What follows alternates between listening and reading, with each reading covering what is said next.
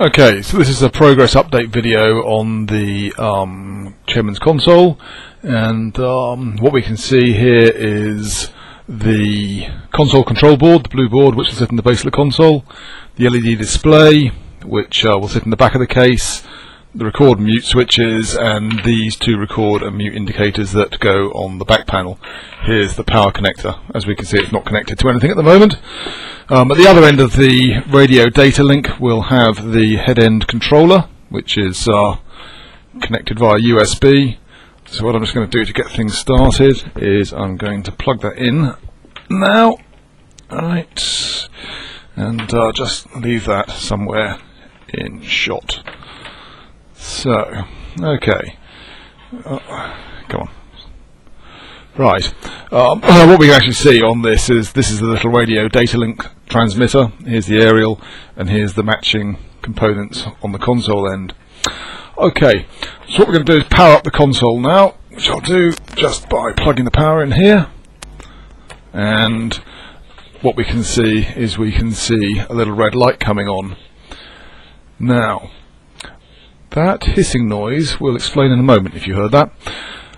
Okay, so what we've got is we've got the head end connected, and in fact what the console does is as soon as it wakes up it starts transmitting a little sort of heartbeat signal saying I'm here, and what we can actually see is this blinking LED on the head end, there just blinking, shows that it's not showing up so well on the video, but it is blinking constantly as transmissions from the console reach the head end.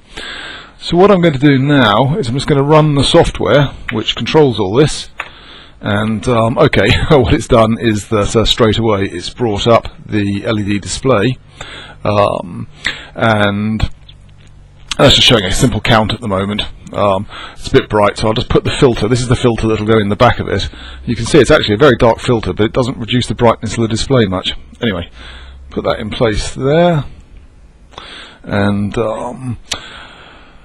now let's see, if we press the record button, there we are, we can see the record LED comes on and the indicator for the back panel comes on as well. Similarly for the mute, that works as well. What happens when I do that is that a message is sent by the console control board to the head end, and the head end then sends back a message saying update the indicators. So if there's no link, the lights won't change. In fact, if I flick it a few times, you might see that the light on the head end is blinking rather more often to show more reception. So what's kind of interesting with this is that there's absolutely no state information stored on the console at all. Everything is continuously held at the head end in hardcore and sent back to the console. So even if the power gets knocked off the console like that, and then, you know, gets put back on, within a second or two, the console's back up and running and just picks up from where it left off. And we can even see the LEDs come back on, the record state showing you exactly which state it was in. So rebooting the console has no effect at all. Okay, so in terms of the radio link, we can actually see it working because I've got a radio tuned here to the particular frequency we're using, 868 megahertz. And if I pick up the camera and point it at the screen here, we can see the transmission in progress. And in fact, I can actually send a few more packets. There we go. Yeah, so you know, good strong data link there. Alright, it's gone back to normal operation. Now, just reposition all that, and I'll just mute the radio.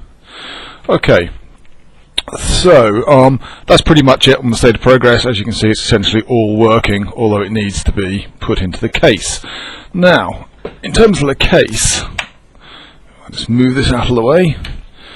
We can see here's the LED control board, which I'll just disconnect actually to make life a bit easier here. Okay. So, the case so far, the LED display mounts in the back of it like that. Oops, get it in shot. You can see towards the audience. That's all lined up and ready to be bolted in. It'll have, of course, the filter inside the case, so you won't see it. It'll just be like that inside the case. So that's the sort of major cutout for that.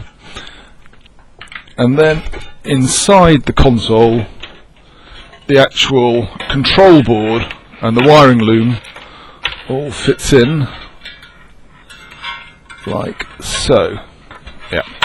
Okay, so that's that, and then the LED display sits in there in the back like that, connected on. In fact, I can just push it on temporarily, it might all balance there.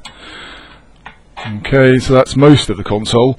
The other thing that has to go into the console is the LED display, LCD display, which will sit in the front somewhere about there, you know, with the two switches beside it.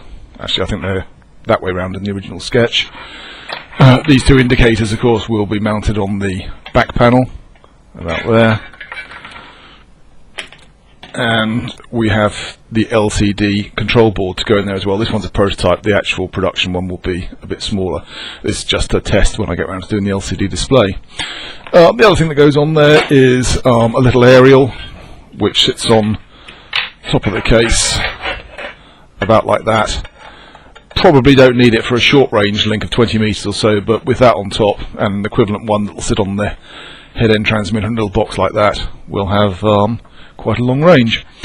Anyway, that's it. Hope you're happy with the progress.